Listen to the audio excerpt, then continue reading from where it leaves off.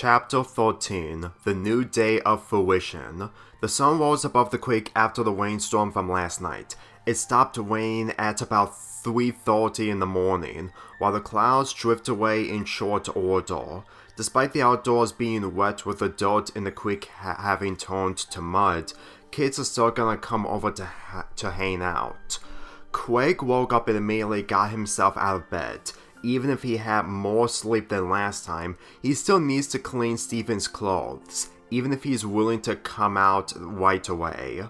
After he got out of his bedroom, he headed to the bathroom where Steven took off his clothes to put it in the dirty laundry basket. He heads downstairs to the washing machine in the kitchen where he put all of Steven's clothes in. After pouring the detergent soap in, he closed the lid and turned on the machine. In the living room, Steven slowly opened his eyes while yawning.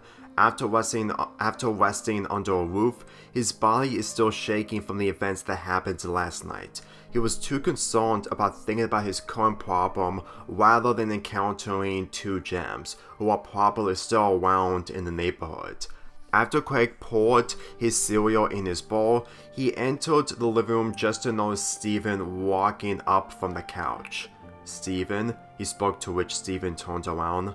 "Good morning," he shyly smiled. "It stopped raining. Are you thinking about going to the creek?" "Well," Craig headed back in the kitchen to the refrigerator while opening it.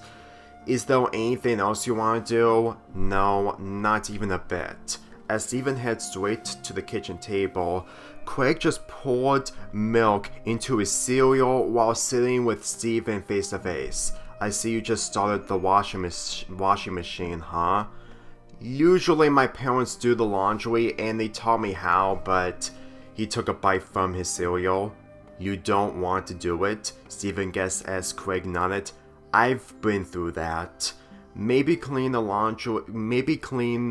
laundry just to clean the clothes, even if it's important, wasn't as important as you." Craig continued to eat his breakfast while taking in the peace around him after the storm from last night, despite the noise from the washing machine. "You know, you saying that I'm more important than laundry was the last thing I would expect to hear from a kid, but nothing's too crazy anymore," Steven commented. "Well, if you want to go to the creek, I don't even know where to start, to be honest," Craig replied. "I know I didn't mind that when we met for the first time, but I wasn't thinking about you. Just your gem." Steven didn't forget that Craig's friends saw his gem last night, and if he wanted to set things quickly, he needed to find Craig's friends, even if he never got to know them, unlike Craig. "When we go to the creek, do you want to know a little more about me and my life?" "That's fine. There's a lot going on after seeing you glow pink, especially those gems. Aquamarine and Ruby, trust me, even if they're my problems, they don't compare to anything else I've gone through." After Craig finished eating his cereal, the washing machine took its time to clean everything through Steven's clothes. Steven put on his clothes despite how they were a bit too warm. While Craig was finishing his dish, he got out of his pajamas and changed into his regular clothes. He and Steven headed out and walked into the creek itself. The leaves from the trees dripped down water after the storm from last night. Steven and Craig needed the fresh air in order to get along better. Even if they have to deal with the creek still being wet, the sun will manage to dry things as quickly as possible.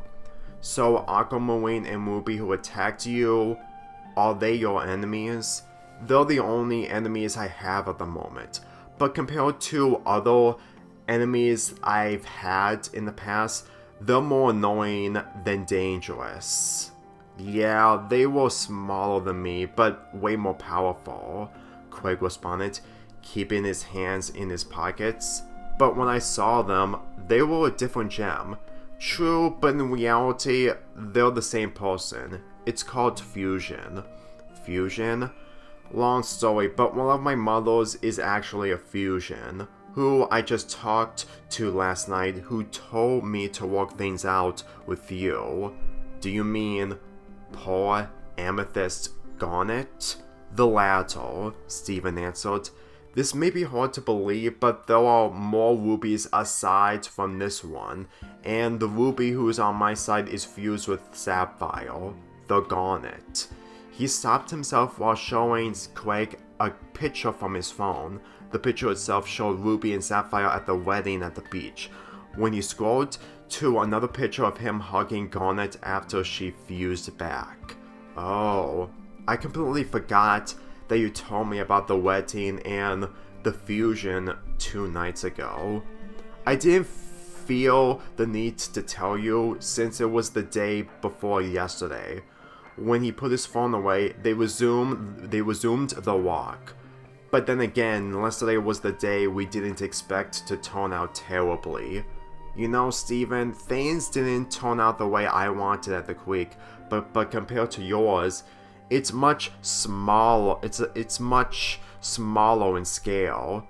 Do you remember what I said about the gem war? Yeah, and about you turning into a baby? I never saw a TV show that did that. This caused Steven to sign, knowing he has so much work to do. When I show you a picture of yellow, blue, and white diamond, there's another diamond who's my real mother. Craig stopped himself, thinking that a diamond far bigger would be Steven's mother of all things. When Steven took notice, he wasn't surprised, but knew Craig would catch on, even by a little. How? She turned to Rose Quartz, who was the mother I remembered the most in my childhood, only to learn, just like Ruby, there are more Rose Quartzes. She's Pink Diamond. Pink Diamond? That explains why you were glowing pink last night, and about you turning into a monster? Craig had more questions than necessary, but he didn't know where to start. Rose Quartz, multiple Rose Quartzes, and Pink Diamond turning into Rose Quartz. He can't even think of one thing without getting confused or overwhelmed. Craig, you don't want to know everything about Pink Diamond, but it's hard for me to be mad when I use it. But how is Pink Diamond the reason you glow pink? Because I can't control myself forever. You can't be the nicest and self-controlled person when you're a gem at the same time. So Pink Diamond was the biggest enemy in all this? Steven lowered his head while answering his question. Yes. Then it's best for you to leave it at that. Pearl would tell you everything if she was here right now. When Craig thought about Steven's guardians and his downplayed stories from his family reunion, it became clearer as day that whenever he's downplaying is always the other way around, but when it comes to Pearl Amethyst and Garnet, who is a fusion, he never understood how important his life was with the three. Steven, Craig came up with a new question. When you put saliva in my ear, all I saw was pitch pinkness in my eyes.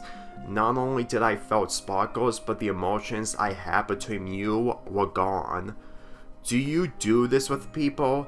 Yes, Steven answered. You see, my saliva heals corrupted gems when they are damaged. I helped with Connie's eye vision when he took a sip of my juice box years ago.